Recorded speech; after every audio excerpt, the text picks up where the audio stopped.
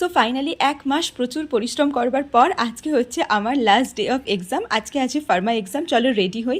এইভাবে চুল নিয়ে গেলে তো আমাকে একদমই ভাইবাতে ঢুকতে দেবে না, তার জন্য সবার আগে চুলটা খুব ভালো করে বেঁধে নিলাম।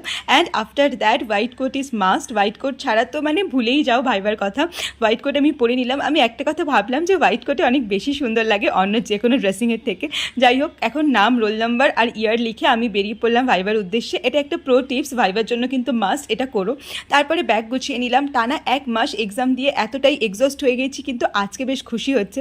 এই দেখো, এটা হচ্ছে ক্লাসের মধ্যে সবাই, কারোর পড়া হয়ে গেছে, কারোর পড়া হয়নি। তো ফাইনালি 2 ঘন্টা ওয়েট করবার পর আমার ভাইবা কমপ্লিট হলো। বাট অঙ্কিতের একটা ফ্যামিলি এমার্জেন্সি ছিল, তাই ওকে একটু তাড়াতাড়ি বেরিয়ে যেতে হলো। সেসব কথা পরে বলবো। এরপর আমার একটা মিটিং ছিল, সেটা কমপ্লিট করে আমি চলে আসলাম রুমে। আর আমাকে দেখে তোমরা নিশ্চয়ই বুঝতেই পারছো আমি ভীষণ খুশি। কেন খুশি, কী জন্য খুশি, সেই সব আসছে পরের ভিডিওতে। স্টে টিউন থাকো, দেখা হচ্ছে পরের ভিডিওতে। বাই।